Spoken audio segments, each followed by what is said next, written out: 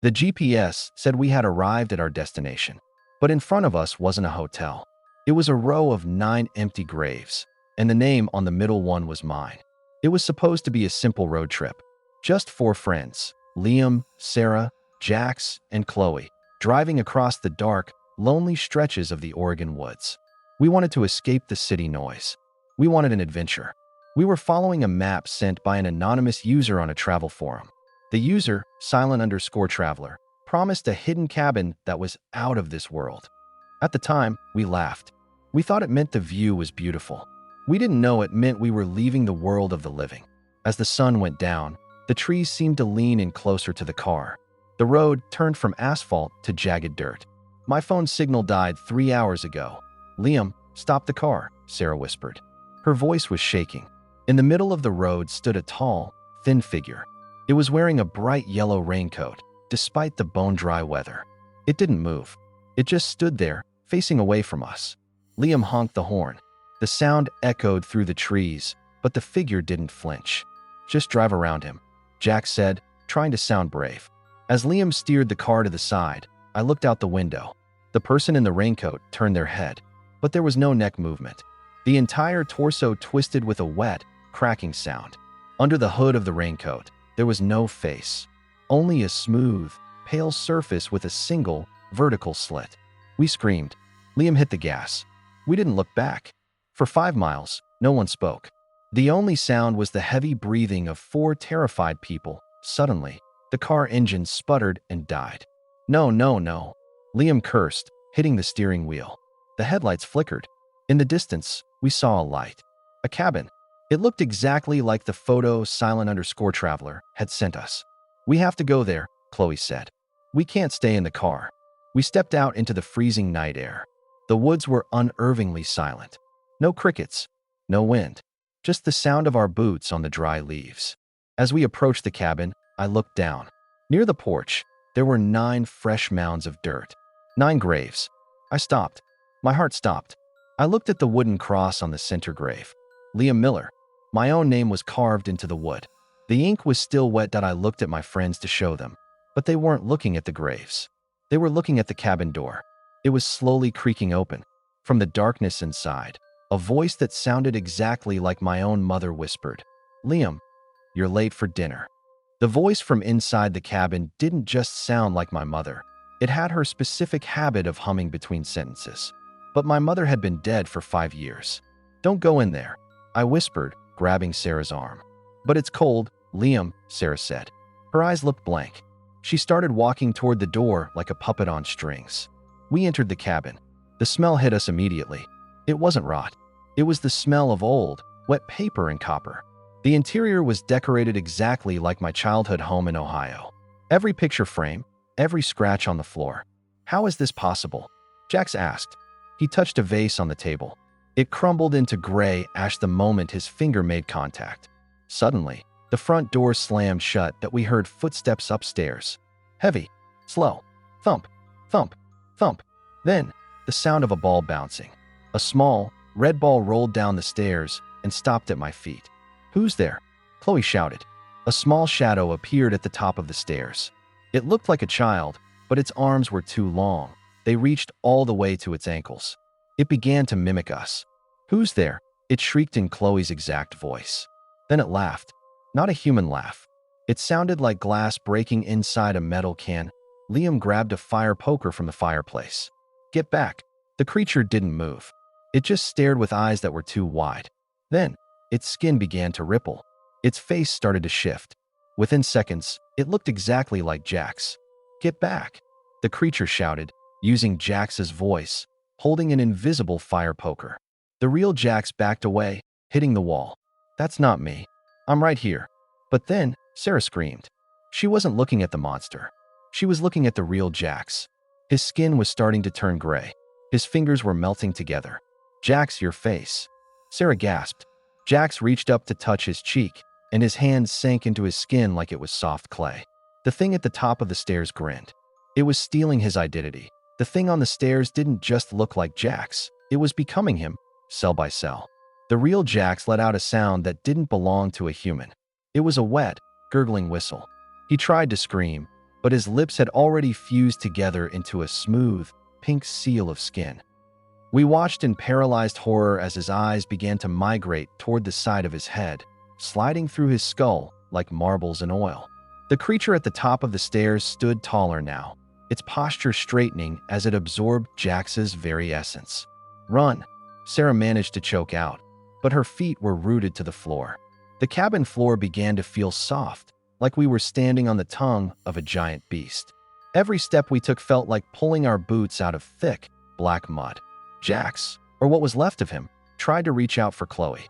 His fingers had melted into a single, fleshy flipper. As he touched her shoulder, a patch of Chloe's jacket turned into gray ash and vanished. The infection of unmaking was spreading. We scrambled toward the back kitchen door, the only exit left. I looked back one last time. The creature that had stolen Jax's face was now wearing his clothes, his watch, even the small scar on his chin. It looked more like Jax than Jax did. The original Jax was now just a heap of gray, pulsing meat on the floor, twitching in the corner like a dying fish. We burst through the back door and fell into the tall grass of the backyard. But the forest was gone. In every direction, as far as the moonlight reached, there was nothing but a flat, black ocean of tall, dead grass. No trees, no road, just the cabin floating in a sea of rot. And then, the whispering started. Thousands of voices, all of them sounding like Jax, coming from beneath the soil. "Help me, Liam. It's cold down here. Why did you leave me?" The grass began to wrap around Chloe's ankles like cold, thin fingers. She didn't even have time to scream before she was jerked downward, her body disappearing into the earth up to her waist. Sarah and I grabbed her arms, pulling with everything we had. The ground wasn't dirt, it felt like wet hair. As we pulled Chloe, the earth let out a loud, organic slop sound. When we finally wrenched her free, her boots were gone, and her feet were covered in deep, red bite marks. But there were no teeth marks. It looked like the ground had tried to suck the skin off her bones. "We have to keep moving. Don't stop for anything," I yelled, my voice cracking in the freezing air. We ran blindly through the razor-sharp grass, which sliced at our hands and faces. Every few seconds, a shadow would dart past us, something tall, thin, and pale that moved on all fours like a spider. If you are still listening to this nightmare, you are one of the brave ones. Stay with me until the very end to find out who survives the trip. If you want more stories that will keep you awake at night, make sure to hit that subscribe button right now. Your support keeps the horror alive. We ran until my lungs felt like they were filled with broken glass. We stopped when we saw something glowing in the distance. It was an old, rusted school bus half buried in the tall grass. The windows were painted black from the inside. As we approached, the doors creaked open with a high-pitched metal scream. Inside, the bus was filled with people, or things that used to be people. They were all sitting perfectly still, staring straight ahead. Each one of them had their eyes sewn shut with thick, black fishing line. On the driver's seat sat the man in the yellow raincoat we had seen on the road. He turned his blank, featureless head toward us and pointed to the empty seats in the back. The air inside the bus was thick with the smell of old blood and formaldehyde. Sarah backed away, but the grass behind us rose up like a wall of spears, blocking our retreat. We had no choice. We stepped onto the bus. The moment our feet touched the metal floor, the engine roared to life. It sounded like 1,000 dying animals screaming in unison. The bus began to move, vibrating so violently that I felt my teeth shaking in my gums. I looked at the passenger sitting next to me. It was a woman in a floral dress. Her hands were folded neatly in her lap, but her fingernails had been pulled out, leaving raw, black holes. I looked closer at the stitching on her eyes. It wasn't just thread. It was living wire that seemed to pulse with a faint, blue light. She leaned toward me, her mouth opening to reveal that her tongue had been replaced by a rusted iron bolt. "Don't look at them," Sarah whispered, pulling her hood over her face. "If you don't look at them, they aren't real." But they were real. One of the passengers, a man in a tattered suit, stood up and began to walk toward Chloe. His movements were jerky, like a broken film reel. He reached out and touched Chloe's hair. Where his fingers touched, her hair turned white instantly. She tried to move away, but the seatbelt snaked out like cobras and tied her wrists to the metal frame of the seat. The bus wasn't driving on a road anymore. Through the cracks in the black-painted windows, I saw that we were flying over a void. Below us was a city made of teeth and bone, glowing with a sickening green light. The man in the raincoat stood up and walked to the center of the bus. He reached into his pocket and pulled out a long, curved needle threaded with black wire. He looked at me, and though he had no eyes, I felt his hunger. The man in the raincoat moved with an impossible speed. Before I could jump, he was standing over Chloe. He grabbed her chin with a grip that sounded like breaking wood.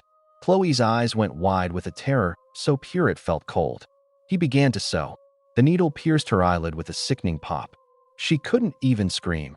The man had pressed his thumb against her throat, cutting off her air. Sarah grabbed a heavy metal thermos from her bag and swung it at the man's head. It connected with a loud thud, but his head just dented like a hollow plastic ball. He didn't even turn around. He finished the first eye and moved to the second. I lunged at him, trying to tear the needle away, but his skin was as cold as dry ice. When I touched him, my hand went numb instantly. The feeling of needles and pins spread up my arm, turning my skin a bruised, necrotic purple. By the time he was done, Chloe was silent. She sat back in her seat, her eyes stitched shut in a perfect, gruesome X. She looked just like the others. The man in the raincoat then turned to Sarah. She fell to her knees, begging for mercy, mentioning her family, her life, her dreams. The man paused. He tilted his head as if listening to music only he could hear. Then, he leaned down and whispered into her ear in a voice that sounded like grinding rocks. "Your dreams are the fuel for this place. Thank you for bringing so many." He didn't sew Sarah's eyes. Instead, he reached into his yellow coat and pulled out a small, glass jar. Inside the jar was a human heart, still beating, but it was made of clear glass. He pressed the jar against Sarah's chest, and it began to sink into her skin. She didn't bleed. She just began to turn transparent. Within seconds, I could see her ribs, her lungs, and finally, the empty space where she used to be. She was becoming a ghost, a hollow shell in the service of this silent traveler. The bus slowed down as it reached the edge of the city of bone. The man in the yellow raincoat stepped off, dragging Sarah's transparent body behind him like a tethered balloon. I was the only one left with eyes to see. I looked at Chloe, but she was gone. Not dead, but transformed. She sat perfectly still, her head tilted at the same unnatural angle as the other passengers. I tried to shake her, to scream her name, but her skin felt like cold marble. When I touched her face, the black stitching on her eyes pulsed, and I felt a sharp, electric shock travel up my spine. I jumped out of the bus before the doors could hiss shut. The ground beneath me wasn't solid. It was made of millions of tiny, crushed teeth that crunched like gravel under my boots. The air here was thin and tasted like copper. Looking up, there was no sky, only a swirling vortex of gray clouds that looked like a giant, lidless eye watching my every move. In the center of this skeletal city stood a tower made of rusted iron and human hair. It reached so high into the gray clouds that the top was lost in the fog. As I stumbled toward the tower, I saw other figures. They weren't monsters, they were travelers like us. Some were wearing hiking gear from the 70s, others wore suits from the 20s. They were all wandering aimlessly, their eyes sewn shut, their hands feeling the air for a way out that didn't exist. One man bumped into me. He grabbed my jacket, his fingers digging into my chest. "Is the sun out yet?" he croaked. His mouth was filled with the same black wire that held his eyes closed. I pushed him away and ran. I realized then that the trip wasn't a journey across the state. It was a harvest across time that I reached the base of the hair-covered tower. A single door stood open, smelling of old library books and wet earth. Inside, the walls were lined with thousands of glass jars, each containing a pulsing, transparent heart like the one I saw Sarah receive.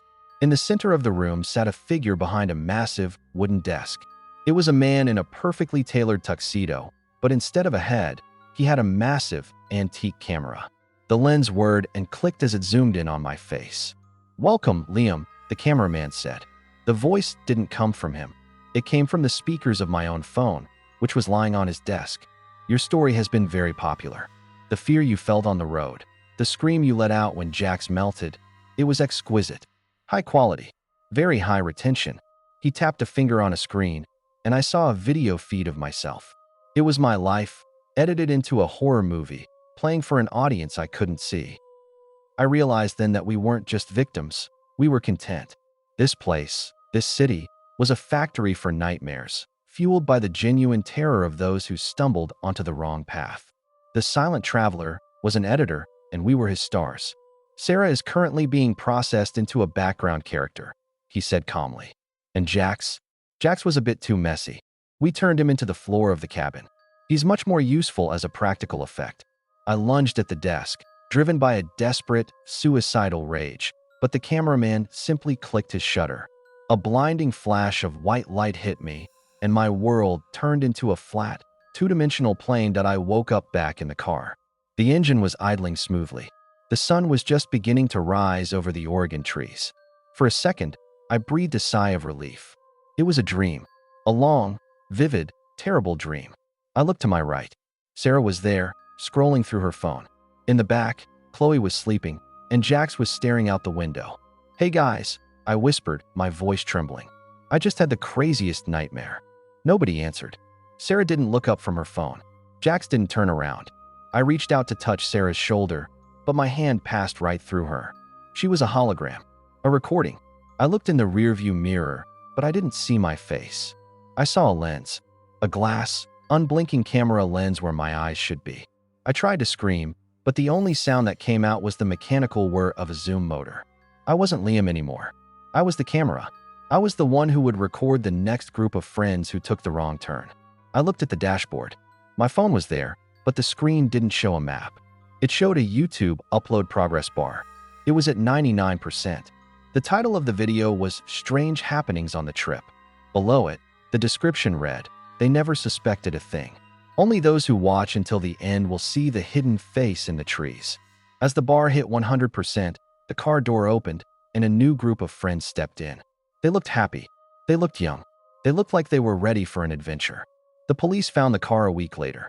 It was empty, parked neatly in the middle of a forest clearing with no tire tracks leading to it. The only thing inside was a single, old-fashioned camera sitting on the driver's seat. When they developed the film, they didn't find photos of the forest. They found photos of the police officers themselves, taken from inside their own homes the night before they found the car. If you enjoyed this story, please like the video, comment below, and tell me what the next story should be about.